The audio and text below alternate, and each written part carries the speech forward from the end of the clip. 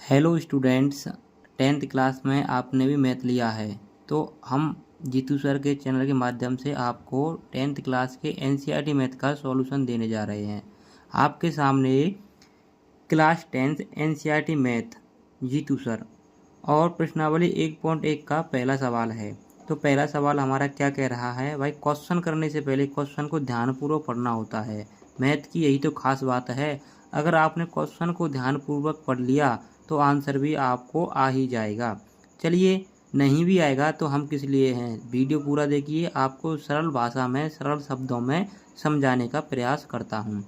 Question है हमारा, निम्नलिखित संख्याओं को अभाज्य गुणनखंडों के गुणनफल के रूप में व्यक्त कीजिए। यानी हमें 140 से पहला सवाल दे रखा है, पहला खंड दे रखा है पहले सवाल का। इसका क्या करना है, अभाज्य गुणनखंड विधि द्वारा इसके हमें गुणनखंड बताने हैं। तो चलिए मैं आपको इसका सही तरीका बताता हूँ किस तरीके से करते हैं। ये मैंने सवाल यहाँ उतार लिया। चलिए मैं आपको पहले रफ कार्य बताता हूँ। रफ कार्य में हमें क्या करना है। जैसे ये फेयर है, फेयर तो हमें रफ कार्य में क्या करना है भाई, रफ कार्य में हमें किस तरीके से करना है। यहाँ हमें लिख देने हैं 140, क्या है हमारा 140 हमें यहाँ लिख देना है। अब 140 में क्या है भाई, अभाज्य संख्याओं से भाग देना है।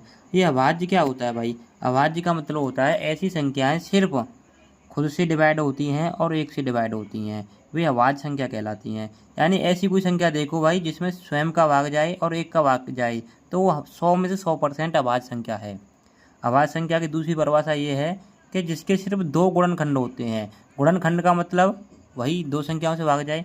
तो ऐसे भी हम अभाज्य संख्या को समझ सकते हैं। तो सबसे पहली अभाज्य संख्या होती है हमारी 2, और इसमें 2 से भाग जाएगा या नहीं जाएगा तो हम कैसे पता करते हैं। तो मैंने आपको कितनी बार बताया है, किसी भी संख्या को हमें ये देखना है ये 2 से पूर्णतः विभाजित होती है या नहीं होती है। तो उसका इकाई अंक देख लो भाई, इकाई अंक 0 हो, 2 हो, 4 हो, 6 हो और 8 हो तो वह संख्या 2 से डिवाइड होगी।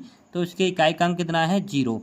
चलिए 2 से इसमें डिवाइड देते हैं, 2 से भाग इसमें हम देते हैं। 2 को यहाँ लिख लेंगे तो 2 का भाग 1 में नहीं जाएगा, 14 में 2, 2 सत्ते 14, 0 की 0। फिर से इकाई का अंक 0 आया है तो फिर 2 से जाएगा तो 70 के आधे कर दो भाई 35। अब क्या है, इसके इकाई का अंक कितना है, 5। अब ये 2 से डिवाइड नहीं जाएगा। तो आपको पता है 2 के बाद जब अभाज्य संख्या कौन सी होती है, 3, तो 3 से नहीं जाएगा। 3 के बाद क्या होती है, 5, तो इसमें 5 से डिवाइड जाएगा, 5 से भाग जाएगा, 5 से देंगे 5 सत्ते 35। अब क्या है, इसमें 7 से जाएगा, 7 एकम 7। तो हमें फेयर में या पेपर में ये संख्याएं रफ कार्य में करनी हैं, ये हमें सवाल के अंतर्गत नहीं करनी है। और सवाल में क्या लिखना है, सवाल में हमें सिर्फ अभाज्य संख्या लिखनी है, किस किस संख्या से इसमें भाग गया है। चलिए हमारे पास आइए 2, 2 और 5 और 7 यहाँ लिख देते हैं। क्या क्या आया है हमारे पास, यहाँ आया है हमारे पास 2 गुणा 2 गुणा 5 गुणा 7, ये इसका आंसर है। पर घातों का नियम क्या कहता है, इस तरीके से भी इसका आंसर आ सकता है। 140, एक लाइन और आगे बढ़ा दीजिए, 2 2 को कितने हैं, 2, तो इसे ऐसे भी लिख सकते हैं 2 की घात 2 गुणा 5 गुणा 7, ये हो गया आपका आंसर। सिंपल। चलिए प्रश्न पहले के दूसरे खंड को हम करते हैं। तो दोस्तों क्वेश्चन पहले का दूसरा खंड है 156। अब 156 के भी हमें अभाज्य गुणनखंड करने हैं। इस तरीके से पहला किया है ना, इसी तरीके से सेकंड करना है। रफ कार्य में हमें क्या करना है, चलिए इसे पहले भाग विधि द्वारा इसके अभाज्य गुणनखंड कर लेते हैं। तो यहाँ पर मैं कर लेता हूँ, कितना है हमारे पास 156, यहाँ लिख लेते हैं हम 156। अब वही कंडीशन, सबसे छोटी अभाज्य संख्या कौन सी होती है, 2, तो 2 से भाग जाएगा, जाएगा, क्योंकि मैंने कंडीशन आपको बताई है। इकाई का अंक चेक करना है हमें, इकाई का अंक कितना है, 6, तो दीजिए 2 से डिवाइड, इसमें 2 यहाँ लिखिए तो 1 में नहीं जाएगा, 15 में देंगे तो 2 सत्ते 14, 1 शेष बचेगा, 2 अट्ठे 16, फिर भी 2 से जाएगा क्योंकि इकाई का अंक कितना है 8, 2 से देते हैं, 2 तिया 6, 1 शेष बचेगा, यहाँ हो जाएंगे 18, 2 9 18। अब कितना है भाई, इकाई का अंक कितना आ गया 9, तो ये 2 से भाग नहीं जाएगा। 2 के बाद अभाज्य संख्या कौन सी होती है, 3, क्या ये 3 से जाएगा। तो 3 के लिए कंडीशन क्या रहने वाली है कि हम जो संख्या होती है उसके अंकों को जोड़कर देखते हैं। जोड़कर देखो भाई, 9 और 3 कितने हो गए, 12। अब क्या है, 12 3 के पहाड़े में आती है तो ये संख्या सुनिश्चित है 3 से डिवाइड होगी, 3 से भाग इसमें जाएगा। यहाँ 3 लिखिए तो 3 से जाएगा, 3 एकम 3, 3 तक का 9, अब 13 आ गई भाई। 13 स्वयं एक अभाज्य संख्या होती है, किसी से डिवाइड नहीं होती है, तो 13 को स्वयं 13 से ही डिवाइड देना पड़ेगा। तो 13 से एकम 13, वही सिंपल। अब इनको उठाकर वहाँ रख देते हैं, दूसरा का भी आंसर आ जाएगा। चलिए हमारे पास क्या क्या आया है, 2 गुणा 2, क्या लिखना है हमारे पास आया है 2 गुणा 2 गुणा 3 गुणा 13। एक लाइन और बढ़ा सकते हैं हम यहाँ पर, 156 बराबर कर सकते हैं 2 की घात 2।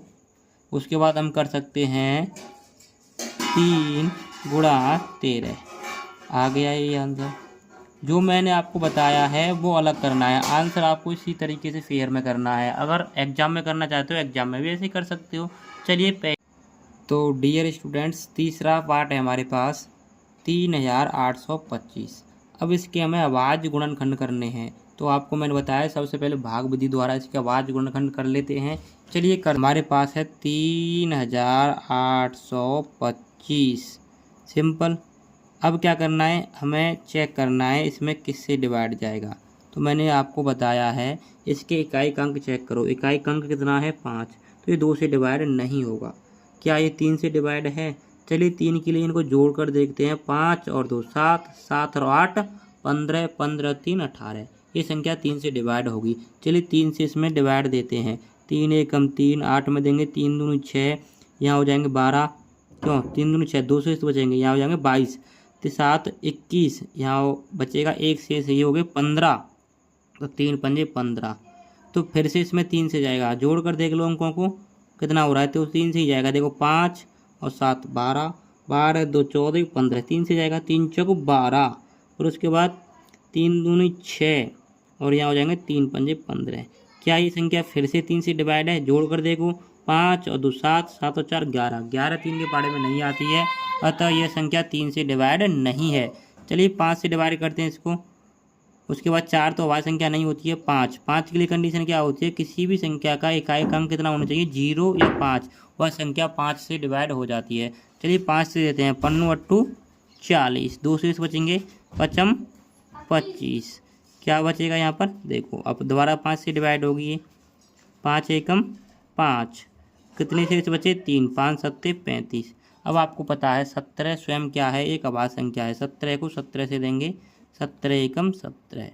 अब सवाल के सामने रख देते हैं, हमारे पास क्या क्या आया है, 3 3 के 2 आए हैं, 5 5 के 2 आए हैं, एक 17 आया है।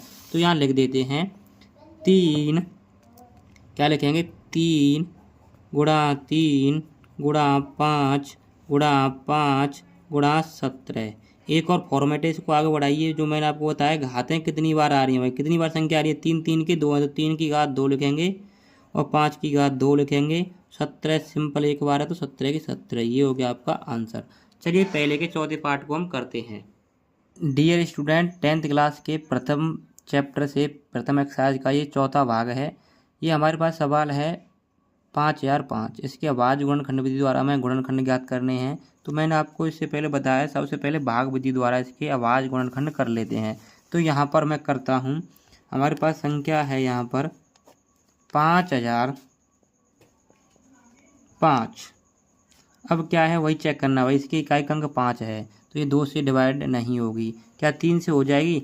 चलिए 3 से चेक करते हैं, 3 से ये संख्या डिवाइड होगी या नहीं होगी। 5 और 0 5 ही होगा, 5 और 5 10, तो 3 के पाड़े में 10 नहीं आती है, तो ये 5 से भाग जाएगा, क्योंकि इकाई अंक कितना है 5, 5 एकम 5, उसके बाद 0 0, और उसके बाद ये 5 एकम 5। अब इसमें चेक कीजिए किस संख्या से डिवाइड जाएगा।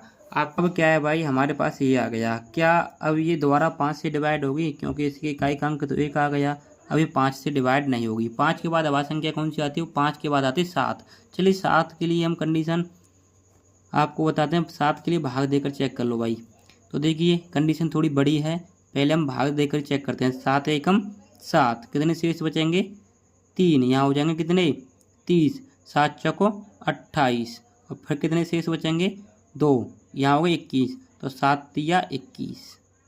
ठीक है, अब 7 से इसमें जाएगा कि नहीं जाएगा, अब 7 से भी नहीं जा रहा है, क्योंकि 7 के लिए कंडीशन बड़ी है, वो आपको मैं यहाँ नहीं समझ सकता हूँ। एक दिन इसके लिए आपको लिए वीडियो लेकर आऊँगा, कौन कौन संख्या किस संख्या से डिवाइड होती है। उसके बाद ये 7 के बाद अभाज्य संख्या आती है 11, ये 11 से डिवाइड होगी। चलिए 11 से देते हैं, 11 एकम 11, कितने शेष बचेंगे 3, ये हो गई 33, 11 × 3 = 33। और आपको पता है 13 एक अभाज्य संख्या है, 13 एकम 13। अब हमें क्या करना है, बहुत वेरी सिंपल।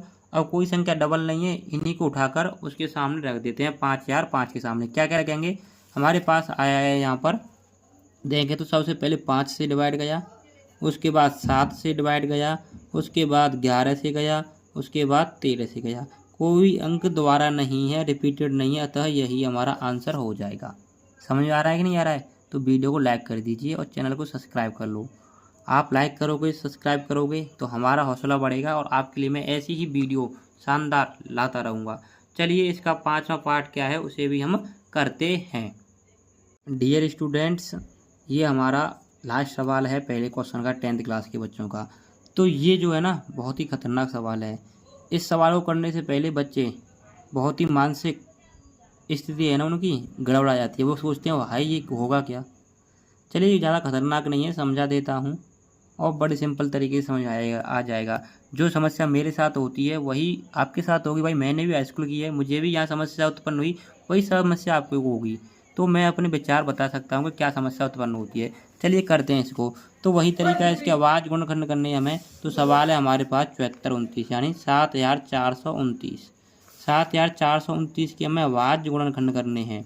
समस्या क्या होती है बच्चों के सामने, सबसे बड़ी समस्या होती है बच्चा इसमें सबसे पहले 2 से भाग देता है, 3 से देता है, 5 से देता है और उसके बाद 7 से 11 से थक जाता है। तो बच्चा क्या है भाग नहीं दे पाता है। तो इसमें सबसे पहले जो अभाज्य संख्या किस संख्या से भाग जाएगा, 17 से। तो बच्चे थक जाते हैं, भाग दे देते। सबसे पहले इसमें जाएगा 17 से, कोई और छोटी अभाज्य संख्या नहीं है इसको डिवाइड कर सके। चलिए 17 से हम इसमें भाग देते हैं। तो 7 में नहीं जाएगा, 74 में 2, 17 एकम 17, 17 दूनी 34, 17 51, 17 चौको 68, 17 पंजे 85, ज़्यादा आएगी 17 चौको 68। 74 में से 68 गए तो कितने बचे, अपने दिमाग में कैलकुलेशन कीजिए। तो क्या बचेंगे 6, यहाँ हो जाएंगे 62। अब 17 में फिर ये 17 चौको 68, 68 ज़्यादा हो गए, 17 × 3 = 51, 3 बार जाएगा। अब कितने शेष बचेंगे यहाँ देख सकते हैं, इसमें घटाइए 1 और 1 11। अब क्या हो जाएगा, ये हो गए 9 का के 119 और 7 सत्ता 119। अब इसमें 17 से नहीं जाएगा। अब उसके बाद अभाज्य संख्या कौन सी है, 19, इसमें 19 से जाएगा। चलिए 19 से देते हैं हम। तो 19 से जाएगा तो 19 एकम 19, 19 दूनी 38, 19 57, ज़्यादा हो गए 19 दूनी 38, यानी 43 में से 38 गए तो कितने शेष बचेंगे हमारे पास, यहाँ बच के 5 और ये 7 वाले 57। तो 19 तिया 57 और यहाँ आगे हमारे पास 23। 23 स्वयं एक अभाज्य संख्या है तो 23 से देंगे, 23 एकम 23। सिंपल है ना। तो बच्चे थक जाते हैं करके, 2 से देंगे, 3 से देंगे, 5 से देंगे, फिर उसके बाद 7 से 11 से 13 से, उन्हें नहीं पता 17 से। बच्चे थक जाते हैं, भाग नहीं जा रहा सर जी, भाग नहीं जा रहा है। तो इसमें सबसे पहले 17 से जाएगा, उसके बाद 19 से और फिर 23 से। चलिए उसके सामने लिख सकते हैं कौन कौन आया हमारे पास। हमारे पास आया है सबसे पहले 17, फिर 19 और उसके बाद 23। यही है इसका आंसर। कोई संख्या रिपीटेड नहीं है तो इसको हम घातों के रूप में नहीं ले सकते हैं। आप कमेंट बॉक्स में बताइए आपको कैसी क्लास लगी। हमारे चैनल पर हिंदी मीडियम, इंग्लिश मीडियम 1 से लेके 12 तक के मैथ का सॉल्यूशन आने वाला है, इसलिए चैनल को सब्सक्राइब करें और बेल आइकन को ऑन रखें क्योंकि आने वाली वीडियो की नोटिफिकेशन आपको मिल सके।